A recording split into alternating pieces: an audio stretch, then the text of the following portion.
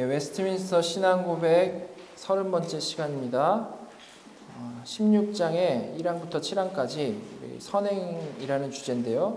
선행 살아있는 믿음의 열매와 증거라는 제목으로 말씀을 나누겠습니다. 우리 베드로전서 2장 12절 우리 같이 한 목소리로 봉독하도록 하겠습니다. 너희가 이방인 중에서 행실을 선하게 가져 너희를 악행한다고 비방하는 자들로 하여금 너희 선한 일을 보고 오시는 날에 하나님께 영광을 돌리게 하려 함이라. 아멘. 우리는 지난 2주간에 믿음과 회개에 대해서 같이 살펴봤습니다. 이 믿음과 회개는 마치 칭의와 성화처럼 절대 떨어질 수 없는 것이라고 했는데요. 사실 이건 가만히 생각을 해보면 너무나도 당연합니다.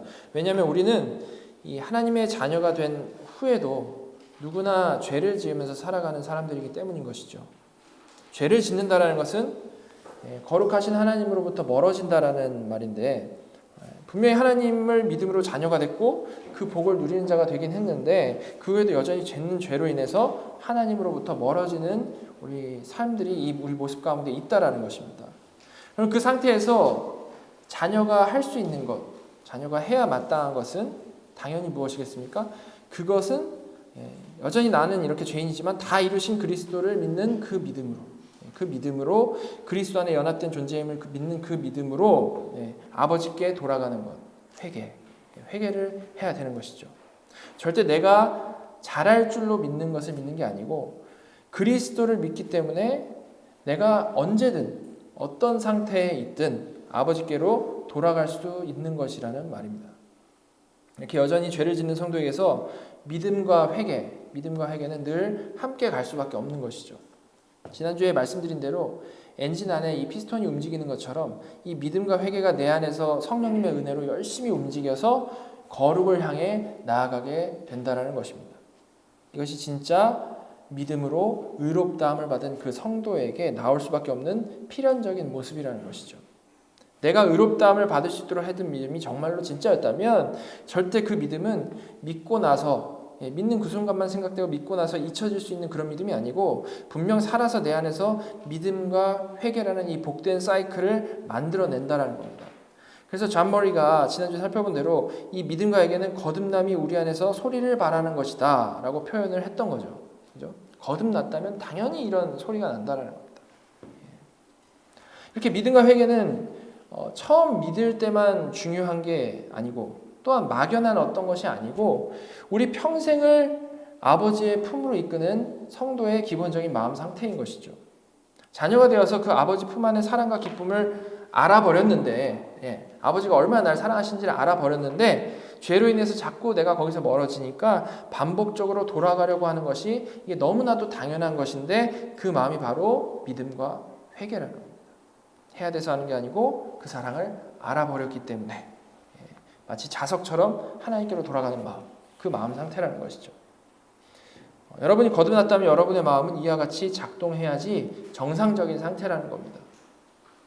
자, 그런데 오늘은 이에 이어서 그렇게 진짜로 살아있는 그 마음을 가진 그 자녀에게서 나올 수밖에 없는 이제 결과에 대해서 좀 생각을 해보려고 합니다. 신앙 고백은 그 결과를 지금 선행이라고 하는 거죠. 선행. 제가 요새 강조하는 거지만 이 수많은 개혁주의를 따르는 사람들이 율법에 대해서 오해를 하고 있고 율법과 복음의 이 밸런스에 대해서 오해를 하고 있어서 실제적으로는 이 선행에 대해서 아무런 생각이 없거나 외면하면서 살아갈 때가 참 많습니다. 선행은 뭐 천주교만 하는 것 같은 그런 느낌이 막 있는 거죠. 그래서 저는 이게 너무 중요하기 때문에 이 부분에 대해서 우리가 좀 잘 이해를 했으면 좋겠는데요. 그래서 오늘 우리에게서 나와야 마땅한 이 선행에 대해서 신앙 고백을 보면서 하나하나 살펴보도록 하겠습니다. 자, 16장 1항부터 좀 보도록 하겠습니다. 16장 1항에 이렇게 나와 있죠. 선행은 하나님께서 그의 거룩한 말씀으로 명하신 것들만 포함하지 말씀에 근거 없이 사람들이 맹목적인 열심이나 어떤 선한 의도를 핑계로 고안한 것들은 포함하지 않는다. 여러분, 우리 시대 사람들이 추앙하고 어디서나 환영받는 그런 생각이 있습니다. 그게 뭐냐면요, 그것은 절대 틀린 게 아니고 다른 것일 뿐이야 라는 그런 생각이에요. 절대 틀린 게 아니고 다른 거일 뿐이야. 예. 많이 들어보셨죠? 영화 같은 데서 물을 익었을 때 그 말로 이렇게 다독여주지 않습니까? 넌 절대 틀린 게 아니고 단지 다를 뿐이야. 예. 제가 어렸을 때만 해도 사람들은 이 선악에 대한 공감대가 어느 정도 다 있었던 것 같습니다. 그래서 어릴 때 본 영화들 생각을 해보면 그 주제가 권선징악일 때가 되게 많았어요. 예. 항상 선한 쪽이 이기는 거죠. 그죠? 선과 악의 판단에 대해서 모두 다 공유하는 부분이 있으니까 가능한 겁니다. 그러나 지금은 전혀 그렇지가 않죠. 우리가 살아가는 이 시대를 포스트 모더니즘 시대라고 하는데, 이 시대는 마치 성경에 나오는 사사시대처럼 모두 다 자기 소견에 옳은 대로 생각하고 행하는 그러한 시대입니다. 각자 나름대로 선악에 대한 그런 판단이 있지만 정말 이게 너무 천차만별인 거죠. 그래서 인종 사이도 그렇고 세대 사이도 그렇고 문화 사이에서 전혀 소통이 안 되는 그러한 시대입니다. 여러분, 바로 이런 상황 가운데에서 틀린 게 아니고 다른 것일 뿐이야 라는 이 말은 어떤 의미가 있을까요? 이것은 선과 악에 대한 전혀 공감대가 없는 이 포스트 모더니즘 시대에 그래도 어떻게 보면 계속해서 자기 고집대로 사는 것을 보장받기 위한 보호장치와도 같은 그러한 표현인 겁니다. 사실 모두 다 자기 소견에 옳은 대로 살게 되면 어떤 일이 벌어질 수밖에 없을까요? 거기에는 심각한 분쟁이 끊일 수밖에 없습니다. 다 의견이 다르니까, 다 기준이 다르고, 그죠? 소통도 안 되는 데다가 누구도 굽히지 않죠. 그러니까 거긴 분쟁이 있을 수밖에 없죠. 그럼 너무나도 모두 다 피곤해 버리는 겁니다. 그렇죠? 인생이 크고 작은 전쟁의 연속이죠. 아주 심각하게. 그러니까 그 상황을 어떻게 보면 최대한 피해가기 위해서 거기에 이제 좀 기름칠을 하고 서로 건드리지 말자라는 이런 암묵적인 동의를 하게 만드는 표현이 우린 틀린 게 아니고 다를 뿐이다. 이런 표현이라는 거죠. 우리는 물론 서로 다릅니다. 너무 다르죠. 근데 절대 다르기만 한 게 전부가 아니고요. 옳고 그름, 맞고 틀림도 분명히 있다라는 겁니다. 다시 말해서 틀림과 다름은 그렇게 한 선상에 놓고 어떻게 서로 대치되는 것으로 볼 게 아니고 이거를 우리는 따로따로 생각을 해야 된다는 거죠. 서로 다르지만 어떤 때는 둘 다 틀릴 수도 있고 어떨 때는 둘 다 맞을 수도 있고 어떨 때는 한 명은 맞고 한 명은 틀릴 수도 있는 거지 않습니까? 이 틀림과 다름은 이렇게 다른 카테고리라는 겁니다. 다시 말해서 우리는 다 다르지만 그와 별개로 맞고 틀림도 언제나 존재한다라는 것을 놓치면 안 되는 거죠. 이렇게 다른 것일 뿐 틀린 게 아니다라는 말은 어떻게 보면 되게 매우 교묘한 그런 말인 겁니다.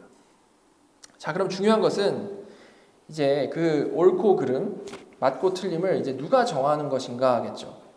그게 사실 동의가 안 돼서 싸우는 거 아닙니까? 포스트 모더니즘 시대에는 누가 그 기준을 정하는지가 동의가 안 돼서 계속해서 이 옳고 그름을 그냥 무시해 버리는 것이죠. 자, 여러분, 이 옳고 그름, 맞고 틀림, 이 기준이 어디에 있습니까?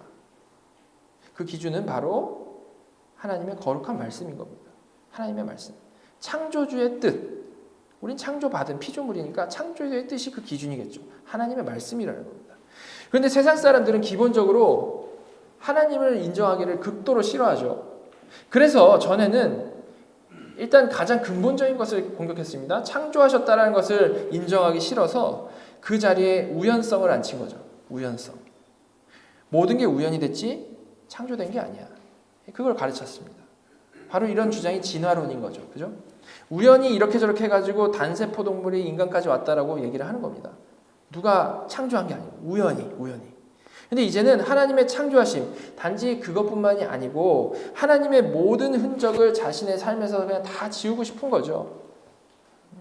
하나님이 창조하심을 인정해야 절대적 기준이 있는 것인데 모든 게 우연히 생겼다라고 믿으니까 당연히 이어지는 순서는 옳고 그름의 기준은 당연히 없을 수밖에 없는 거고 그저 그냥 다르게 우연히 우리는 존재할 뿐인 거다. 이런 맥락으로 다들 생각하게 되는 겁니다. 그렇게 기준이 없으니까 뭐 동성애고 뭐고 다 오케이인 거죠. 그냥 뭐 기준점이 없으니까 그저 다를 뿐이야. 되게 사랑으로 포장해서 그저 다를 뿐이야 이러고 있는 거죠. 그리고 이런 아무런 기준 없이 맘대로 하게 내버려 두시는 게 심지어 하나님의 사랑이라고 가르치는 교회들도 있다는 것이 큰 문제인 겁니다. 그러나 성경은 그리고 신앙 고백은 아주 분명히 하나님의 말씀이 절대 진리이고 그래서 그 기준에 순종하는 것이 선행이다 라고 분명히 말을 하고 있어요. 세상 사람들은 자기 소견에 오른 대로 선과 악을 상정을 하고 자기 기준에 맞는 선을 행하면서 자신의 교만함을 쌓아가죠. 그러나 신앙 고백은 뭐라고 말합니까? 말씀에 근거 없이 사람들이 맹목적인 열심이나 어떤 선한 의도를 핑계로 고하는 것들은 그거는 선행에 포함되지 않는다 하고 분명히 얘기를 하고 있습니다. 세상에는 분명히 옳고 그런 것이 있고요. 그 기준은 자기 마음대로가 아니고 하나님의 말씀이라는 거죠. 그게 너무나도 분명하다는 겁니다. 다시 말해서 우리는 그 분명한 기준 아래서 하나님의 말씀이 우리에게 명령할 때에 그의 순종함으로써 선을 행하는 것이고 불순종할 때 악을 행하는 것이라는 말입니다. 그 기준에 맞춰서. 너무나도 기준이 명확한 거죠. 그죠? 그저 그냥 대충 좋은 일만 하면 되는 게 아니라는 말입니다. 여러분 그런데 여기서 이제 교회 다니는 우리를 걸려 넘어지게 하려고 또 사탄이 파놓은 또 다른 함정이 있죠. 그것은 사실 자기가 그 하나님의 기준에 대해서 잘 모름에도 불구하고 교회 다니고 또 심지어 오래 다녔기 때문에 이를 잘 알고 있다고 착각하게 만드는 겁니다. 여러분 교회만 다닌다고 말씀을 잘하는 게 아니죠. 그죠? 복 있는 사람은 말씀을 주야로 묵상하는 자지 썬데이 크리스찬이 아니라는 겁니다. 성경을 모르면서 교회 열심히 다니고 그저 원래 가진 양심대로 순종하는 게 선행이 아니라는 거죠. 나는 교회를 다니고 있고 그래서 성경 말씀을 들었으니 내 양심에 따라서 살면 그냥 선행이지가 아니고 성경 말씀에 따라 사는 게 선행이라는 거죠. 그 차이가 있는 거죠, 분명히. 자, R.C. 스프롤은 이에 대해서 이렇게 얘기를 하죠. 만약에 내가 하루의 낮이나 밤을 하나님의 율법을 묵상하지 않고 바로 그 시간에 소설을 읽고 텔레비전을 보고 신문을 읽고 혹은 내 주변의 모든 사람들의 대화에 귀를 기울인다면 나는 이렇게 하든 저렇게 하든 그렇게 나쁜 것은 아니야 라고 생각하기 시작할 것이다. 그러나 내가 하나님의 율법을 주야로 묵상할 때 그제서야 나는 여러 문제에 대해서 하나님께서 아니다라고 말씀하셨다는 것을 이해하기 시작한다. 그리고 그 다음날 율법을 다시 읽을 때는 하나님은 심각하게 진심이시고 진짜로 안 된다라는 말씀을 하고 계신다라는 것을 깨닫게 된다. 그리고 3일째 그것을 다시 읽으면 하나님은 어쩌면 혹시나라고 말씀하신 게 아니고 분명히 안 된다라고 말씀하시는 것이 명백해진다. 이렇게 악이 얼마나 악한지에 대해서 그리고 어떤 특정한 행동을 하나님이 얼마나 미워하시는지에 대해서 나의 이해가 증가함에 따라 나는 죄를 피하기가 수월해진다. 중생한 그리스도인일지라도 우리는 싸워야 할 육신을 가지고 있다. 그것이 바로 우리가 하나님의 말씀에 대한 우리 이해를 강화할 필요가 있는 이유다. 어젯밤 드라마 보신 게 찔리시지 않습니까? 여러분 다시 말씀드리지만 교회를 그냥 다니고 있다고 평생 잘 출석했다고 해서 우리가 그 말씀의 기준을 명백히 아는 게 아닙니다. 그죠? 머리로는 설령 알지 몰라도 지금 스프롤 목사님이 말한 것처럼 말씀을 읽고 묵상을 하질 않으면 그냥 그거를 막연하게 생각하고 마는 거죠. 그냥 막연하게. 그리고 그렇게 막연하게 생각하게 되면 거기에는 온갖 자기가 고안한 것들과 맹목적인 열심이 거기에 끼어들게 되는 겁니다. 그죠? 즉 스스로는 말씀에 순종해서 선행을 한다라고 해도 실제로는 사실은 쓸데없는 짓을 하고 있을 가능성이 참 높다는 거죠. 여러분 우리는 이렇게 선의 기준이 하나님이시고 오직 성경 말씀만을 통해서 이를 알 수 있다라는 이 사실을 잊지 말아야 되는 겁니다. 너무나도 당연한 것으로 여겨지지만 사실 많은 사람들이 잘하지 못하는 이 성경 읽기에 성경 읽고 묵상하는 것에 정말 최선을 다해야 되는 거죠. 자, 이렇게 선행은 그냥 자기 소견에 오른 대로 착한 일을 하는 게 아니고 성경에 계시된 하나님의 뜻대로 순종하는 것이다 라는 것을 확인을 했습니다. 자, 그럼 이제 이 기준을 잘 기억을 하면서 이제 그 선행 자체로의 그 의미에 대해서 좀 더 생각을 해보겠습니다. 2항 보시면 첫 번째 문장이 이렇게 나와 있죠. 하나님의 계명에 순종하여 행해진 이러한 선행들은 참되고 살아있는 믿음의 열매와 증거다. 신앙 고백은 다시 한번 선행은 하나님의 계명에 순종해서 하는 선행이다. 하나님의 계명에 순종해서 하는 선행이다라고 말을 하고 있습니다. 그리고 이미 설명드린 대로 이 선행은 거듭난 신자가 믿음과 회개라는 이 사이클 안에 살아갈 때 나타나는 열매고 또한 증거다라고 말을 하고 있죠. 열매이며 증거이다. 여러분 이렇게 신앙 고백에서는 이 선행이 믿음의 열매이자 증거라고 너무나도 분명히 말하고 있다는 것을 기억을 해야 됩니다. 다시 한 번만 이걸 생각을 해보면 우리가 믿음으로 의롭다 여김을 받는다라고 할 때에 그 예수 그리스도를 믿는 믿음은요. 예수 그리스도를 믿는 그 믿음은 정말로 계속 신자 가운데 살아서 먼저는 회개를 내어놓고, 그죠? 또한 그 믿음 회개의 사이클은 결국에 선행을 내어놓게 되어 있다는 거예요. 즉 예수 믿고 의롭다함 받은 자녀가 정말로 맞다면 그 칭의가 그냥 나만의 착각이 아니라 진짜 칭의함이 맞다면 그 믿음이 이끄는 그 삶에는 크고 작든 선행이 열매로서 그리고 증거로서 조금씩 나오기 시작해야 맞다라는 거죠. 믿음이 진짜라면. 그런데 선행이 나오기 시작한다라고 할 때 우리의 머리는 대부분 이제 도덕적인 선행만을 생각을 하는데요. 그러나 1항의 주제였고 지금 2항 시작 부분에서 다시 한번 강조하고 있는 대로 그 선행은 분명한 전제가 있죠. 하나님의 계명에 순종한다라는 것. 그 분명한 전제가 있는 거예요. 그냥 도덕적으로 착한 거 이게 아니고 하나님의 계명에 순종하는 것이라는 거죠. 그 마음의 동기와 내용이 하나님의 계명에 대한 순종이라는 필터를 거쳐서 나오는 선행이어야 마땅하다라는 겁니다. 이게 정말 놓치면 안 되는 선행에 대한 기본적인 이해인 것이죠. 그러니까 말씀을 잘 알아야겠고, 그 말씀 가운데서 선행을 해야 되는 것이겠죠, 그죠? 자, 이제 이걸 다시 분명히 했으니까 이제 이 진짜 선행이 어떤 의미를 갖는지 이어서 보시면 그리고 나오죠. 그리고 신자들은 그 선행으로 말미암아 그들의 감사를 나타내고 그들의 확신을 강하게 하며 형제들의 덕을 세우며 복음에 대한 고백을 빛나게 하며 대적들의 입을 막으며 하나님을 영화롭게 한다. 먼저 이런 진짜 선행을 하는 것은 자신의 감사를 나타내는 것이다라고 말을 하고 있습니다. 자신의 감사를 나타내는 것. 그렇죠? 말씀드린 대로 믿고 회개하고 하는 것은 아버지의 품 안으로 달려가는 행위라고 했습니다. 그죠? 그렇게 진정으로 회개한 사람은 억지로가 아니고 아버지께서 기뻐하는 것을 하고 싶은 마음, 감사하는 마음으로 선행을 하게 되는 거죠. 다시 말해서 선행을 해야 되는데 라고 그냥 고민하면서 찡그리면서 꾸역꾸역하는 그런 게 아니고 너무 감사해가지고 그 기쁘고 부드러운 마음이 선행으로 자연스럽게 이어져야 마땅한 것이다 라는 겁니다. 그 동력이요. 그죠?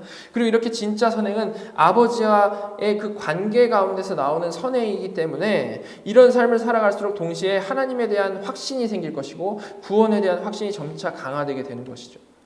그래서 신앙 고백도 선행으로 말미암아 확신을 강하게 한다라고 분명히 얘기를 하는 겁니다. 그리고 그뿐만이 아니죠. 이어서 보시면 선행이 형제들의 덕을 세운다라고 말을 하고 있습니다. 형제들의 덕을 세운다. 이게 무슨 말일까요? 나의 진짜 선행, 나의 신실한 믿음과 회개에서 삶에서 그 터져나오는 그 진실된 진짜 선행이 주변에 있는 형제자매를 믿음 안에서 더 굳건하게 만든다라는 겁니다. 상당히 공동체적이죠. 그죠? 살아오시면서 교회에서 여러분들은 어떤 분의 진정한 그 선행이 여러분을 감격해 하고 확신케 한 그런 기억들이 많이 있으십니까? 아니면 교회 다니면서 겉과 속이 다른 분들 때문에 혼란했던 그런 기억들이 더 많으십니까? 뭐가 어찌됐든 전자든 후자든 우리가 어떤 경험을 가지고 있든지요. 사실 제일 놓치면 안 되는 부분은 뭐냐면 나는입니다. 나는 다른 사람들의 눈에 과연 어떠할까인 거죠. 남을 생각하기 전에. 그죠? 여러분의 삶은 교회 안의 형제자매들에게 하나님의 은혜를 기억하게 하는 삶입니까? 아니면 스트레스거나 기도의 대상입니까? 우리는 이걸 좀 분명히 생각을 해봐야 된다는 거예요. 나는 과연 어떠할까? 형제들의 덕을 서하고 있는가? 자, 우리가 항상 놓치지 말아야 하는 것은 모든 것을 이 제3자로 놓고 보고 듣지 말고 가장 먼저 나에게 적용을 해야 된다는 것이죠. 나의 삶은 정말 형제 자매에게 어떤 영향을 미치는가? 그거 우리가 분명히 생각을 해야 된다는 겁니다. 그리고 신앙 고백은 우리의 그러한 진정한 선행은 우리가 하는 신앙 고백, 복음의 고백을 아름답게 한다라고 말씀을 하고 있습니다. 그렇겠죠? 정말로 행함이 있는 믿음을 가진 성도가 하는 고백, 이게 얼마나 진실되고 얼마나 아름다운 겁니까? 그죠? 우리는 그러한 고백에 감격을 합니다. 진실된 고백. 겉과 속이 다른 고백에 회의감을 느끼는 것과 반대로 겉과 속이 같은 그 고백에 감격한다라는 거죠. 그리고 동시에 그런 선행은 적들의 입을 또한 막는다라고 말을 하고 있습니다. 여러분, 우리 개혁주의는 성경 말씀에 충실하기 위해서 최선을 다하죠. 그리고 최선을 다하는 만큼 바른 진리 분별에 민감합니다. 그래서 잘못된 생각들을 지적할 때가 참 많이 있습니다. 물론 이거는 되게 중요합니다. 끝까지 진리를 고수하고 타협하지 말아야겠죠. 근데 그런 지적에 대해서 사람들의 반응이요, 주로 어떨까요? 잘 수긍하는 것은 사실 별로 드물고 보통 너만 맞냐? 너만 잘났냐? 뭐 이렇게 반응이 나옵니다. 사실 진짜 성도라면 누군가가 다른 게 아니고 성경적으로 잘못된 것을 지적할 때, 성경적으로 잘못된 것을 지적을 할 때 정말 그러한 거 따져보고 그 지적이 맞다면 고쳐야 맞습니다. 그렇지 않겠습니까? 사실 누군가가 나에게 하나님 말씀을 바로 설명을 해준다는 것이 얼마나 복된 겁니까? 그러나 대부분의 사람들은 그렇게 반응하지 못하고 주로 감정적으로 반응을 하죠. 그죠? 사실 이런 반응도 앞서 말씀드린 이 포스트 모더니즘의 세례를 받은 데에서 나오는 그러한 행동인 겁니다. 나는 내가 다 알아서 하는데 너가 뭔데 이래라 저래라 하냐, 이런 생각을 갖는 거죠. 아니면 성경적인지 아닌지보다는 그냥 끝까지 자존심 싸움을 하게 되는 겁니다. 너가 말했으니까 난 자존심이 있어서 안 들어. 너가 말했으니까 안 들어. 네. 이거 잘못된 반응인 거죠. 근데 그런 잘못된 반응을 보면서 동시에 전하는 자도 우리가 정말 또한 돌아봐야 되는 건 뭐냐면 다시 한번 자신의 삶인 겁니다. 자신의 삶. 왜냐하면 우리가 삶이 형편없으면서 맞는 말만 하고 있을 때 듣는 분들은 그 우리의 왜곡된 삶 때문에 더 이상 생각도 하지 않고 그저 그냥 감정적으로 반응할 수밖에 없게 되기 때문입니다. 맞고 틀리고를 생각하기 전에 우리의 형편없는 삶이 그들의 생각을 처음부터 아예 가로막는다라는 거죠. 그래서 많은 경우 자기 삶은 엉망이면서 입만 살았구나 뭐 이런 얘기를 듣는 겁니다.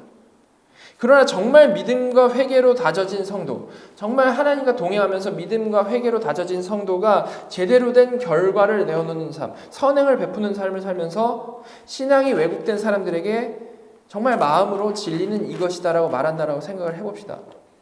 정말 이게 정도인 거죠. 그죠?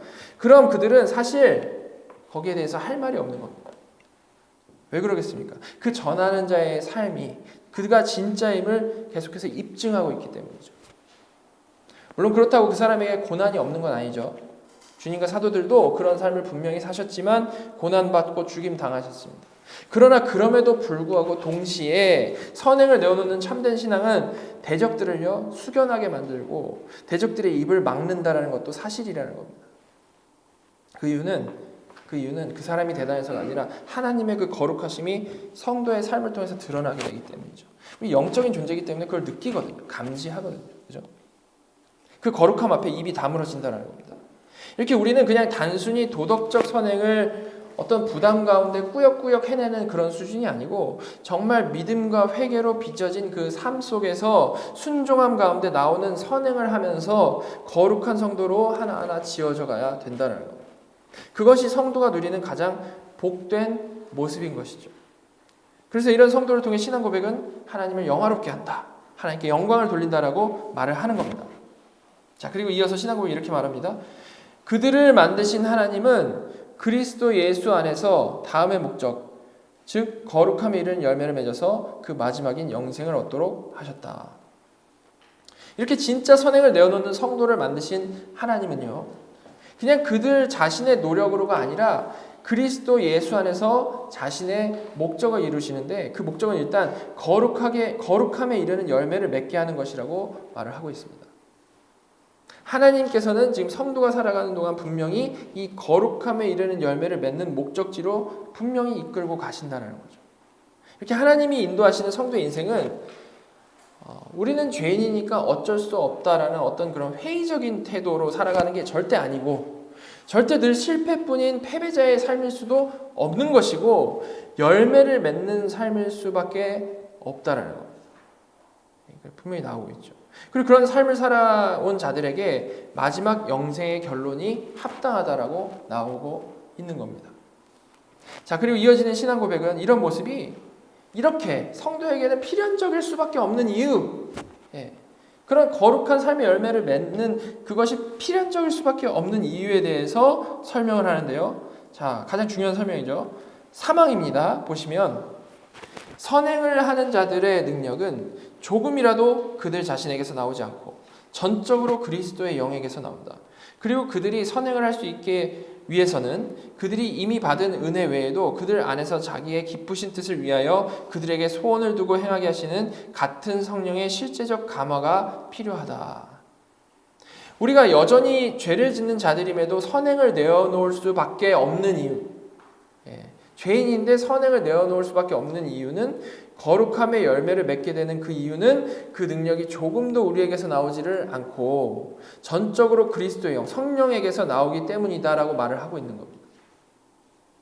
좀 더 구체적으로 말해서 그런 선행을 내어놓기 위해서는 우리에게 소원을 두고 행하게 하시는 성령님의 그 실제적인 감화가 필요하다라고 말씀을 하고 있죠.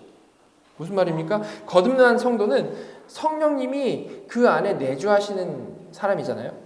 그런데 그 성령님은 우리가 잘 알다시피 능력의 하나님이시고 또한 거룩하신 성령님이시기 때문에 그 전능하신 능력을 우리를 거룩하게 하는 데 쓰신다는 거예요. 성령님께서. 근데 절대 강압적으로 쓰시는 게 아니고 소원을 두고 행하게 하시는 방법으로 우리를 변화시켜 나가신다라는 거죠. 제가 자주 말씀드렸지만 하나님께서는 우리를 자유의지를 가진 하나님의 형상으로 창조를 하셨습니다. 그래서 절대 기계적으로 우리를 억지로 움직이는 그러한 방법으로 일하시지를 않죠. 우리 수준은 그렇게 억지로 움직이는 그 방식밖에는 생각을 하지를 못합니다. 그러나 하나님의 전능하심은 우리 안에 소원을 두고 행하게 하심으로, 즉 우리가 자발적으로 의지적으로 행하게 하심으로 선행을 하게 하신다라는 거죠. 이게 하나님의 방식이고 이게 정말 놀라운 겁니다. 그래서 우리는 철저히 우리의 의지와 노력을 발휘해서 하는 것이지만 불가능한 내가 이 거룩이라는 결과를 내어놓을 수 있는 것은 온전히 하나님의 은혜라는 것이죠. 우리를 강압적으로 다루지 아니하시고 정말 아버지가 자식을 기르시는 그 방식으로 인도를 하시되 그럼에도 하나님의 뜻하신 결과를 분명히 이뤄내시는 전능하심이라는 겁니다. 예. 그죠? 그러면 이를 알게 된 우리에게 어떤 반응이 나와야 마땅한 겁니까? 이거에 대해서 잘 알게 됐어요. 하나님께서 나를 그렇게 인도하시는구나 알게 됐습니다. 어떤 반응이 나와야 되죠? 감사해서 최선을 다해서 살아야 마땅하겠죠. 자녀니까. 그죠? 근데 문제는 이게 이제 논리적으로 이런데 큰 문제는 우리 앞에 놓여 있는 가장 큰 문제는 우리의 죄성이 그렇게 호락호락하지가 않다는 거예요. 그죠? 그래서 하나님이 이렇게도 젠틀하게 소원을 두고 행하게 하시는 그 젠틀하게 나오시니까 언제나 우리는 그 기회를 타서 오히려 방종으로 가는 겁니다. 쉽게 말해서 아버지가 너무 이걸 풀어주시니까 은혜를 모르는 망나니 양아들로 살아가기를 좋아한다는 거죠. 아, 이때다. 그죠? 그래서 신앙고백은 이렇게 말합니다. 자, 이어서 보시면 그럼에도 그들은 성령님의 특별한 활동이 없다면 어떠한 의무도 행하지 않아도 되는 양 게으름에 빠져서는 안 되고 오히려 자신들 속에 있는 하나님의 은혜를 부릴 듯하게 하기 위하여 부지런히 힘써야 한다. 신앙 고백은 절대 게으름에 빠져서는 안 되고 하나님의 은혜가 자신들 속에서 부릴 듯 되기 위해 부지런히 힘써야 한다라고 말을 하고 있습니다. 하나님의 은혜가 부릴 듯 하기 위해 힘써야 한다. 물론 다시 말하지만 이를 우리 안에 성령께서는 결국에 이뤄내실 것입니다. 그죠? 그 안에 성령님이 계시다면 성령님께서는 분명히 우리에게서 그런 열심을 이끌어내실 것이라는 말입니다. 그러나 역시 강압적으로 하지 않고 소원을 두고 행하게 하시는 하나님이시기 때문에 은혜 입은 우리가 잠시 방종으로 가더라도 하나님께서 어떻게 하십니까? 이거를 그냥 다 경험하게 내버려 두시는 거죠. 그죠? 절대 억지로 우리가 방종할 때마다 손을 꺾고 다리를 부러뜨리고 번개를 쳐가지고 번개 맞게 해가지고 방향을 바꾸시지 않으신다는 거. 이거 다 우리가 경험하는 거 아닙니까? 다 경험했죠. 경험하고 있죠. 그죠? 예수 믿는다면서도 열심히 없는 삶 살고 있는데 하나님이 나의 손을 안 꺾으시죠. 그죠? 자, 그런데 성령께서는 강압적으로 하지 않으시는 대신에 보통 어떤 식으로 일하십니까? 성령께서는 그렇게 예수 믿는다고 하면서도 방종하는 그 삶이 얼마나 이게 공허하고 얼마나 잘못된 삶인지를 서서히 경험적으로 마음으로 깨달아가게 하시는 겁니다. 이게 진짜 아니구나. 정말 깨달아가게 하신다. 그래서 아버지 품으로 자발적으로 달려오게 하신다는 거예요. 마치 탕자가 제 발로 나가서 방탕하게 살아가고 있는 동안에 아버지가 종들을 시켜가지고 억지로 잡아오지를 않고 그냥 기다리셨던 것처럼 말이죠. 여러분, 이게 하나님의 방식이라는 거예요. 여러분, 여러분의 인생은 하나님께서 소원을 두고 행하게 하시는 그 국면에 지금 어떤 단계를 지나고 계십니까? 몇십 년째 하나님께서 여러 상황을 통해 분명히 깨닫게 해주셨는데 혹시 그냥 끝까지 버티고 계시지 않습니까? 내 고집대로. 여러분을 향한 하나님의 뜻을 분명히 아셨다면 그 지독한 게으름의 죄를 회개하시기 바랍니다. 우리가 게으름은 죄가 아니라고 생각하는 경향이 많은데 아주 무서운 죄죠. 그 게으름의 죄를 우리는 회개해야 되는 겁니다. 하나님을 향해서 열심히 살아야 되거든요. 그리고 신앙고백의 표현대로 이렇게 나와 있죠. 자신들 속에 있는 하나님의 은혜를 부릴 듯하게 하기 위해서 부지런히 힘쓰는 인생이 되시기를 바랍니다. 열심히 노력해가지고 교회 몇 개 세우고 새벽기도 하고 이런 맥락으로 이해하시지 말고 하나님의 은혜를 부릴 듯하기 위해서 부지런히 힘쓰는 인생, 그 노력을 하시면 됩니다. 자, 지금까지 신앙고백은 구원받은 성도에게 선행의 의미에 대해서 그게 무엇인지를 이 기본적인 것을 쭉 설명을 해줬는데요.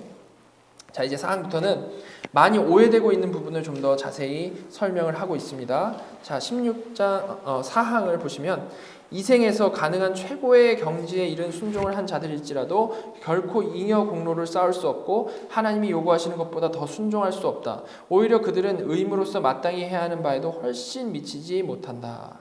자, 선행은 곧 하나님의 말씀에 대한 순종 아래서의 선행이라고 했습니다. 그죠? 그러면 그렇게 순종함으로 선행하는 사람들이 역사상 참 많이 있어 왔겠죠? 그리고 지금도 많이 있을 겁니다. 순종하는 사람, 제대로 된 신앙을 하고 있는 사람들.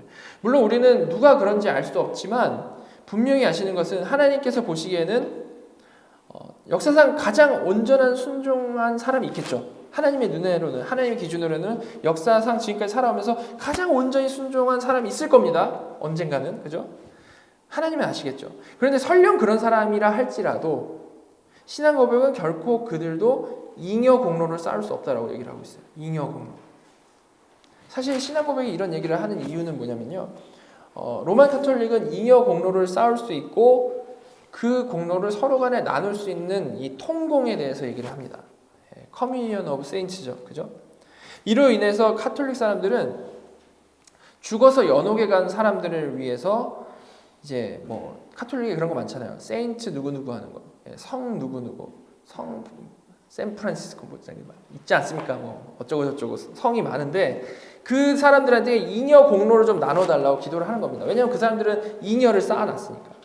그렇죠? 사실 정말 이게 어리둥절한 교리죠.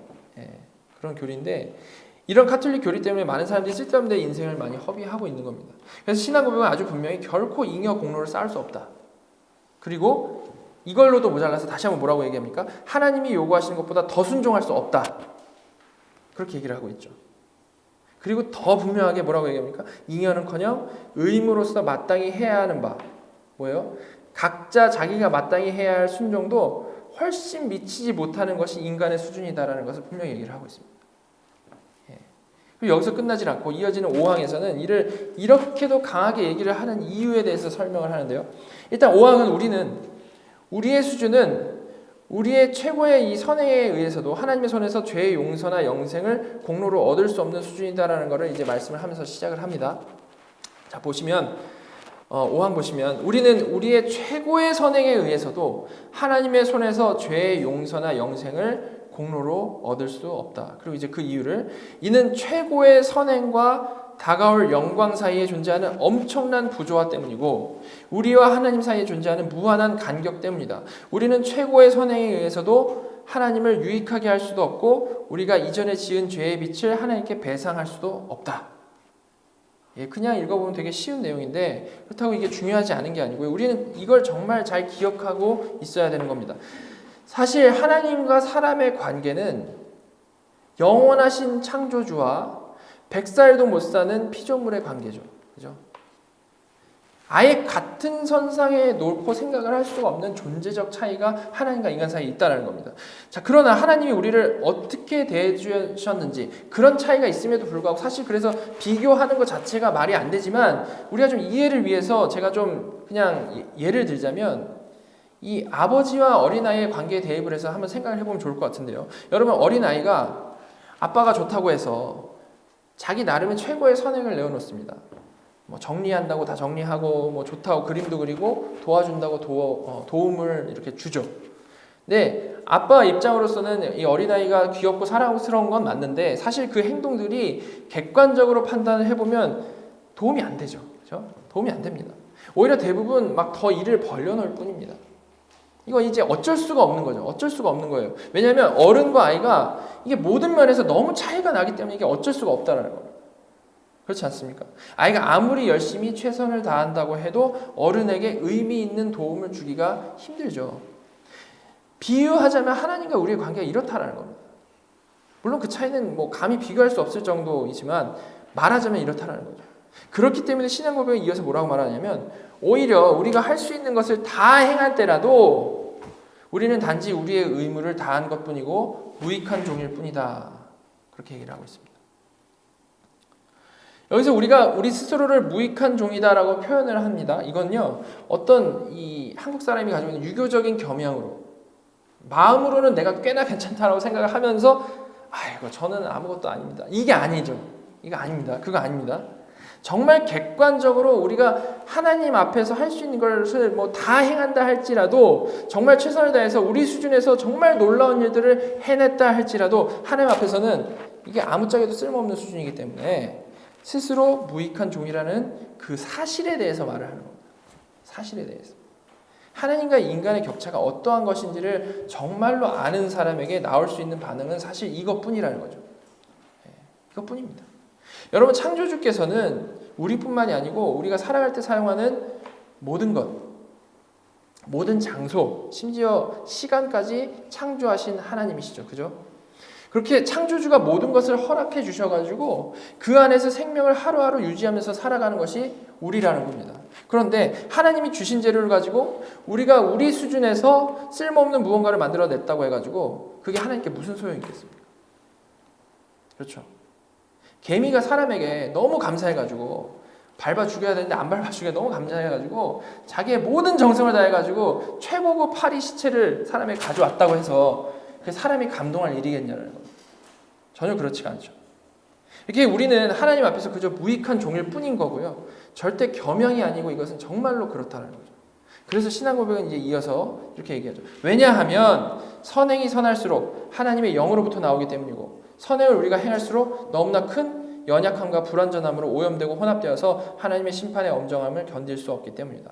만약에 우리의 선행이 선하다면 선할수록 그것은 전적으로 하나님의 영으로부터 나온 것이기 때문에 사실은 우리가 한 게 없는 거고 또한 선행을 부족한 우리 노력만으로 행한다면 그럴수록 객관적으로는 불완전하고 오염되고 혼합되어 있기 때문에 거룩하신 하나님의 그 심판의 엄정한 앞에 견딜 수 있는 것이 아니라는 말입니다. 뭐 내어놓아 봤자 별 의미가 없다. 그죠? 이렇게 사항에서 다뤄진 인간이 잉여 공로를 쌓아서 뭔가를 할 수 있다라고 믿는 그 생각은요, 정말 하나님이 얼마나 우리와는 비교할 수 없으신 정말로 크고 영원하신 하나님이신지와 우리는 그 앞에서 정말 먼지도 않는다라는 그 생각을 전혀 이해하지 못한 잘못된 생각인 거죠. 우리의 이 보잘것없음과 죄악됨 이것에 대해서 생각을 할 때마다 이사야서의 이 구절을 기억할 수밖에 없는 겁니다. 이사야서 64장 6절 무릇 우리는 다 부정한 자 같아서 우리의 의는 다 더러운 옷 같으며 우리는 다 잎사귀같이 시들므로 우리의 죄악이 바람같이 우리를 몰아가나이다. 여러분 여기서 이사야는요 우리의 죄가 더러운 옷이라고 하지 않습니다. 그죠? 우리의 의가 우리가 내어놓은 최상의 것이 하나님 앞에서는 더러운 옷과 같다라고 하는 것을 분명히 확인하셔야 되는 겁니다. 이게 하나님의 차원이 하나님의 놀라운 정말 차원이 다른 그 거룩하심이 무엇인지 아는 사람이 고백할 수밖에 없는 사실인 거죠. 내 수준에서 아무리 해봤자 그 거룩하심 앞에서는 정말 더러운 걸레와도 같다라는 말이 지금 이 얘기거든요. 자, 그런데 그럼에도 그런 보잘것없는 우리인데 이게 놀라운 거죠. 그런 우리를 하나님께서 어떻게 대해 주십니까? 가장 큰 사랑으로 대해 주시죠. 이런 무익한 우리를 위해서 하나님의 아들이 직접 내려오셔서 대신 죽으셨다라는 겁니다. 이게 정말로 측량할 수 없는 사랑인 거죠. 불가능한 겁니다, 진짜. 그래서 이어지는 6항은 이런 놀라운 은혜에 근거해서 우리의 선행이 어떻게 받아들여지는지에 대해서 설명을 하고 있습니다. 자, 첫 문장만 보시면 6항입니다. 그럼에도 하나님께서 신자들의 인격을 그리스도로 말미암아 기쁘게 받으심으로 그들의 선행 역시 그리스도 안에서 기쁘게 받으신다. 그럼에도 불구하고, 즉 우리가 이렇게 하나님 앞에서 먼지도 안 되는 그런 존재인데 객관적으로 하나님 앞에서 정말 아무것도 내어놓을 수 없는 자들임에도 불구하고 자비와 긍휼이 넘치는 사랑의 하나님께서는 신자들의 인격을 받으시고 선행 역시도 받아주신다. 그런데 중요한 것은 누구 안에서인가이죠. 누구 안에서입니까? 오직 그리스도 안에서. 그리스도 안에서.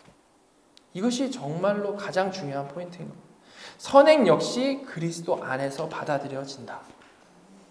그래서 이 중요성을 강조하기 위해서 신앙고에 이어서 설명하기를, 이는 선행이 이 생에서 하나님 보시기에 전적으로 흠이 없고 책망받을 것이 없어서가 아니고 연약함과 불완전함이 많이 있을지라도 하나님께서 선행을 자신의 아들 안에서 보심으로 진실한 선행을 기쁘게 받으시고 상 주시기를 기뻐하시기 때문이다. 여러분, 이거는 되게 당연한 것 같으면서도 사람들이 많이 놓치는 부분입니다. 교회에서 사람들이 선행을 하고 이것을 지켜보시는 하나님에 대해서 생각을 하게 될 때에 보통 어떤 식으로 생각하죠? 나는 선한 삶을 살려고 할 수 있는 한 정말 최선을 다했습니다. 그러니 하나님은 이런 나의 노력을 가상히 여겨주셔서 부족하더라도 받아주실 것이다. 이런 맥락으로 생각하기를 좋아하죠. 그죠? 저는 그게 아니라는 거죠. 하나님께서는 절대 나의 노력이 가상해서 부족해도 그래도 받아주시는 그게 아니라는 겁니다. 이 시대가 따른 진리대로 최선을 다했으니 됐어 토닥토닥 이게 아니라는 거죠. 그게 아니고 우리는 노력도 부족하고 결과도 말할 수 없이 부족한 존재예요. 그런데 그럼에도 그런 우리를 하나님께서 받아주시는 이유는 신앙복음에서 지금 반복해서 얘기하고 있죠. 뭐라고 합니까? 그리스도로 말미암아, 그리스도 안에서 하나님께서 선행을 자신의 아들 안에서 보심으로, 그래서 우리의 선행을 받아주시는 거예요. 이렇게 우리는 단지 의롭다 여김 받을 때 그때뿐만이 아니고 선행마저도 예수 안에서 인정받는 선행이라는 거죠. 자, 이렇게 선행마저도 우리의 노력과 성취가 최종 평가 기준이 아니고 예수 안에서의 선행인지 아닌지가 그 핵심이라면, 예수 안에서 하지 않은 선행, 불신자들의 선행, 그러나 분명히 누가 봐도 좋은 선행, 그런 거 많이 있지 않습니까? 어떤 의미를 가질 수 있을까? 한국 뉴스 보면 자신을 희생해가지고 남을 구한 사람들을 표현할 때 의인이란 얘기를 많이 하죠. 어떤 상황입니까? 막 사람들이 떠내려가고 있고 정말 어려운 상황에서 자기 목숨을 걸고 어떤 한 의인이 가서 사람들을 구했다더라. 뭐 이런 식의 의인 누구는 이렇게 가지고 얘기하잖아요. 저는 맨날 그때마다 가로치고 의인은 없나니 하나도 그게 계속 생각이 나는데 그런 표현을 많이 합니다. 그죠? 물론 우리가 이제 그 사람이 하나님을 믿는 사람인지 아닌지 알 수 없지만 안 믿는 사람들도 그런 훌륭한 일들을 하죠. 인간적으로 봤을 때 정말 칭찬받을 만한 일입니다. 자, 그렇다면 이걸 성경적으로 이걸 어떻게 이해하고 해석하는 게 맞겠습니까? 자, 마지막 한 부분 이에 대해서 설명하는데요. 7항입니다. 중생하지 않는 자들이 행한 일들은 그 내용이 하나님께서 명령하신 것일 수도 있고 자신들이나 타인들 모두에게 유익이 될 수 있다. 그럼에도 그 일들은 믿음에 의해 정화된 마음에서 나온 것이 아니고 말씀에 따라서 옳은 방식으로 행해진 것도 아니고 하나님의 영광이라는 올바른 목적을 위한 것도 아니기 때문에 죄가 되며 하나님을 기쁘시게 할 수도 없고 사람을 하나님께 은혜 받기에 합당한 자로 만들 수도 없다. 그렇게 얘기를 하고 있죠. 여러분, 이 내용 어떻게 생각되십니까? 그러니까 이 신앙 고백에 의하면 의인 누구씨가 목숨 걸고 좋은 일 한 것도 만약에 그가 불신자라면 그건 죄일 뿐이다 라고 얘기를 하고 있는 겁니다. 이게 당연하게 느껴지십니까? 아니면 좀 가혹합니까? 일단 이거를 우리가 좀 감정적으로 받아들이기 전에 성경의 기준을 좀 잘 생각을 해봤으면 좋겠습니다. 이 시대는 자기 소견에 오른 대로 선을 정하지만요, 말씀드린 대로 언제나 선의 유일한 기준은 하나님이십니다. 그리고 그 선하신 하나님이 보시기에 선한 창조를 하셨죠. 그죠? 그런데 그 선하게 창조된 인간이 죄를 지어가지고 하나님을 대적하는 자들, 하나님의 적군이 되어버린 겁니다. 그렇게 흑과 백으로 완전히 갈려져 버린 거죠. 그죠? 중간에 회색 지점 있습니까? 없습니까? 없습니다. 그죠? 그런데 그럼에도 불구하고 자비와 긍휼이 풍성하신 사랑의 하나님께서는 그렇게 우리가 아직 죄인 되었을 때에, 우리가 아직 하나님을 대적하는 적군일 때에 우리를 구원하시기 위해서 독생자를 보내셔서 대신 죽게 하신 것입니다. 여러분, 이 사건이 우리에게 너무 익숙해서 이게 덤덤하게 느껴지실 수가 있는데요. 잘 생각해 보면 이렇게 예수님이 우리를 구원하시기 위해 오신 것은 정말로 이해할 수가 없는 거죠. 그렇지 않습니까? 인간은 처음부터 끝까지 창조주를 일관되게 대적한 정말 피조물이죠. 일관되게 하나님을 대적합니다. 계속 죄를 지으며 살지 않습니까? 그런데 그런 자들을 대신해서 하나님이 직접 죽으셨다. 이게 정말 기적이고 우리 머리로는 사실 이해가 불가능한 부분인 겁니다. 반대로 그런 이해 안 되는, 어떻게 보면 말도 안 되는 이 대속이 없이 만약에 창조주 하나님께서 적군이 되어버린 이 모든 인간들을 다 처단해 버리셨다면 그거 어떨까요? 오히려 더 말이 되고 오히려 이게 정의 실현이고 이게 너무 당연한 거죠. 그죠? 흑백이 완전히 구분되어 있는 상황에서 아주 강력한 백이 별 볼 일 없는 흑을 멸절시켜 버리는 거는 당연하고 당연히 그래야 마땅할 겁니다. 여러분, 이게 원래 마땅한 대로 당연한 대로 흘러갔을 때의 스토리인 건데요. 우리는 사실 전혀 예측할 수 없었던 이 반전의 스토리를 경험하고 믿는 사람들이라는 겁니다. 말도 안 되게 우리를 위해 자기 목숨을 버리신 하나님을 우리는 믿고 있다는 것이죠.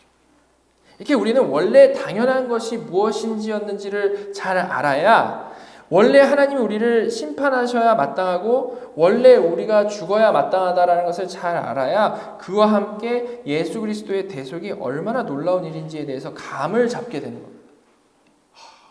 어쩜 이렇게 하셨지? 정말 내 머리로는 이해가 안 되는구나. 정말 은혜다. 이렇게 된다는 거죠. 자, 여러분, 이게 영적 현실이라는 생각을 가지고 좀 전에 읽은 7장을 다시 보시면요. 이게 너무 가혹하거나 이게 너무 불합리한 걸까요? 해적선에서 상어에 물린 다른 그 해적을 목숨을 걸고 구했습니다. 그렇다라고 해서 그게 객관적으로 의로운 겁니까? 아니죠. 그런 식으로 그 사람이 목숨을 걸고 변명을 구했다 한들 나중에 체포되고 나서 그것 때문에 조금도 감형이 될 수 없는 겁니다. 이와 마찬가지로 아무리 인간적 기준으로 선한 일을 하고 자기 소견에 오른 대로 선한 일을 하고 세상으로부터 의인이라고 칭송받을지라도 불신자들의 그러한 선행은 신앙 고백에 나온 대로 믿음에 의해 정화된 마음에서 나온 것도 아니고 말씀에 따라서 옳은 방식으로 행해진 것도 아니고 하나님의 영광이라는 올바른 목적을 위해 행한 것도 아니기 때문에 하나님 앞에서는 그저 변함없이 그것은 죄일 뿐이다. 그걸로 뭘 내어놓을 수가 없다는 거죠. 자, 성경 이에 대해서 이렇게 말하고 있습니다. 디도서 1장 15절. 깨끗한 자들에게는 모든 것이 깨끗하나 더럽고 믿지 아니하는 자들에게는 아무것도 깨끗한 것이 없고 오직 그들의 마음과 양심이 더러운지라.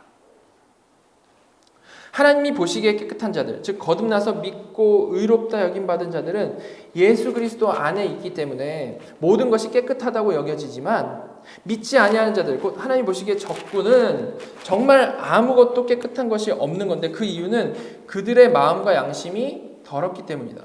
즉 그 마음과 양심이 선하신 하나님을 대적하는 죄인들이기 때문이다라는 거죠. 이렇게 선은 상대적인 선이 아니고 하나님이라는 절대적 기준 앞에서의 선이라는 말입니다. 그럼 안 믿는 사람들은 이제 그 객관적 기준 앞에서 그야말로 착하게 사나 악하게 사나 어차피 죄만 짓는 인생이라는 것이죠. 그렇지 않습니까? 그럼 그들은 이제 막 살아도 되는 걸까요? 어차피 죄만 짓는 거니까. 신앙 고백은 이제 이어서 그에 대해서 대답을 해줍니다. 그럼에도 그들이 그것을 무시하는 것은 더욱 죄가 되며 하나님을 더욱 노엽게 한다. 그럼에도 그들에겐 선행도 결국 죄임에도 불구하고 그 죄인들이 그런 기본적인 양심의 지식까지 무시하고 살아가게 되면 그것은 하나님을 더욱 노엽게 하는 것이므로 더 큰 죄가 된다는 거예요. 더 큰 죄가 된다. 물론 그들은 아무 생각하지 않고 살겠죠. 그죠? 그렇지만 그렇다고 그게 정말로 상관없는 게 아니라는 말입니다. 왜냐하면 그런 그들에겐 최후의 심판이 기다리고 있기 때문이죠. 자, 이렇게 신앙 고백 16장을 통해서 성경이 말하는 선행에 대해서 살펴봤습니다.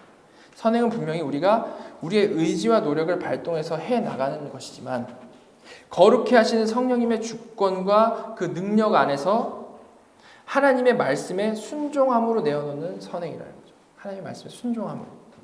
이는 세상 사람들이 내어놓는 선행과 겉보기에는 같아 보일 때도 있지만 근본적으로 다른 것은 그들의 선행은 처음부터 끝까지 자기 소견에 오른 대로 자기 욕심을 위해서 하는 것이고, 우리는 말씀과 성령의 인도라는 분명한 길을 따라서 하는 선행이라는 점이 다른 겁니다.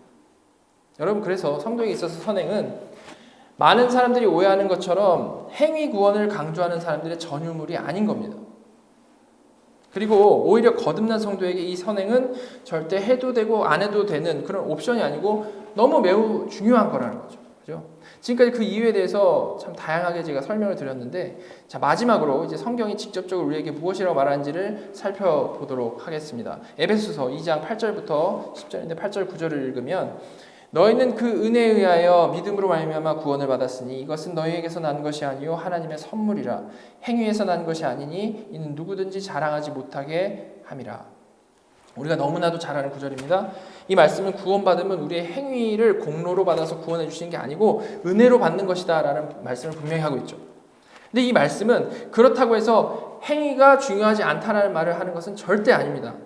그런 강조 여기 없지 않습니까? 그죠? 근데 대부분 이 구절을 딱 이만큼만 어떻게 하죠? 우리가 요절로 외우기 때문에 사람들이 자연스럽게 행위를 무시하는 태도를 갖게 되는 겁니다. 행위에서 난 것이 아니니 이 부분만 확대해서 듣게 되는 거죠. 근데 이런 오해에 대해서 이 에베소서를 쓴 바울도 염려하는 바였던 것 같습니다. 그래서 바울은 바로 이어서 10절에서 이렇게 얘기를 하는 겁니다. 우리는 그가 만드신 바라 그리스도 예수 안에서 선한 일을 위하여 지으심을 받은 자니 이 일은 하나님이 전에 예비하사 우리로 그 가운데서 행하게 하려 하심이니라. 분명히 우리의 구원은 행위에서 난 것이 아니고 은혜로 받는 것인데, 그렇다고 행함이 안 중요한 게 아니고 오히려 우리를 지으신 그 목적 자체를 지금 뭐라고 하고 있습니까? 선한 일을 위하여 지음받았다 라고 말씀을 하고 있죠. 그리고 한 번 더 우리로 그 가운데 행하게 하려는 분명한 목적이 있으시다 라고 말씀을 하고 있습니다. 바울도 사람들이 위의 구절들로 오해할까 봐 여기서 분명히 이렇게 밸런스를 맞춰주고 있는 거죠. 그죠? 이렇게 하나님께서는 그의 자녀가 선한 일을 하며 살아가기를 분명히 원하시고요. 아버지께서는 내가 선한 일을 하며 살아가는 걸 분명히 원하시고요. 이 선행은 성도에게 마땅히 나와야 당연한 것이라는 말입니다. 말씀 안에서 최선의 선행을 하는 것, 그게 너무나도 중요하다는 거죠. 여러분, 이런 하나님의 뜻을 이제 우리가 분명히 알게 됐습니다. 어떻게 반응해야 하겠습니까? 너무 심플하죠? 그죠? 당연히 선행을 해야 하는 겁니다. 그런데 그 선행이 그렇게 순식간에 마음먹는다고 되는 게 아니죠. 아무리 거듭난 성도고 아무리 뜨거운 성도라고 해도 오늘부터 선행으로 충만한 삶을 살아야겠다라는 그 마음을 먹는다고 해서 그게 그렇게 쉽게 되지는 않습니다. 많은 사람은 이 한 방에 은혜 받고 한 방에 변화받는 것을 기대를 많이 하는데 거의 대부분 그럴 수가 없다는 거죠. 그래서 우리는 이미 말씀드린 대로 예수 그리스도를 믿는 그 믿음과 아버지의 품으로 돌아가는 그 회개의 그 사이클 안에서 하루하루를 성실히 살아가고, 또한 선행을 해나가기 위한 방향을 분명히 제시하는 하나님의 말씀을 읽고 묵상하며 조금씩 한 걸음씩 순종해 나가야 되는 것입니다. 바로 그런 신실한 삶, 꾸준하고 신실한 삶, 경건한 삶, 그 가운데 하나님께서는 우리가 해야 할 것들을 하나씩 보여주시고요, 할 수 있는 능력도 같이 주신다는 것이죠.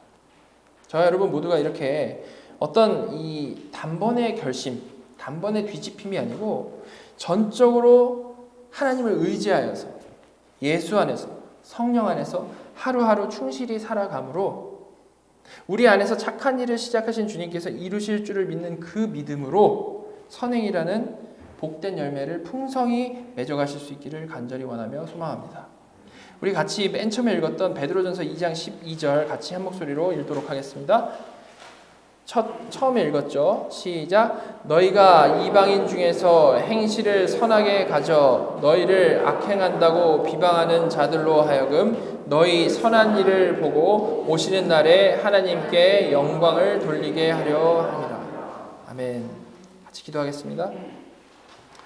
하나님, 저희를 무조건적으로 선택하여 주시고 거듭나게 하시고 믿음 주셔서 의롭다고 하시고 양자 삼아 주셔서 하늘의 모든 신령한 복을 이미 받고 누리는 자들 되게 하여 주심에 감사드립니다. 하나님, 오늘은 이런 복된 인생 가운데 하나님의 말씀에 합당한 선행이라는 것이 어떠한 것인지를 하나하나 살펴봤습니다. 저희가 잘못된 신학에 사로잡혀서 이 복된 순종의 길을 무시하지 않게 하시고 방종하지 않기를 간절히 소망합니다. 그리고 앞으로는 주신 믿음과 그 믿음에 따르는 그 회개로 하루하루 경건한 삶을 살아가며 이런 복된 선행의 열매들을 많이 내어놓는 착하고 충성된 자녀들 다 되기를 간절히 소망하오니 인도하여 주시옵소서. 저희 모두가 그런 간절한 열망을 갖게 하여 주시고 그러기 위해서 더 충실하고 깊이 말씀을 묵상하고 성령 안에 살아가게 하여 주셔서 하나님을 기뻐하며 풍성한 열매 맺어갈 수 있도록 은혜 내려 주시옵소서. 이제 주께서 허락하신 성찬을 나누며 우리가 이렇게 많은 것을 누릴 수 있게 된 근본적인 이유인 주님의 십자가와 부활, 하나님의 그 사랑을 깊이 생각하며 은혜를 누리기를 소망합니다. 저희 각자에게 풍성한 은혜 베풀어 주시고 그 은혜가 저희의 삶을 흔들어서 변화된 삶으로 한 걸음씩 나아갈 수 있게 인도하여 주시옵소서. 이 성찬 가운데 함께해 주실 것을 간절히 바라오며 모든 말씀 예수 그리스도의 이름으로 감사하며 기도드렸습니다.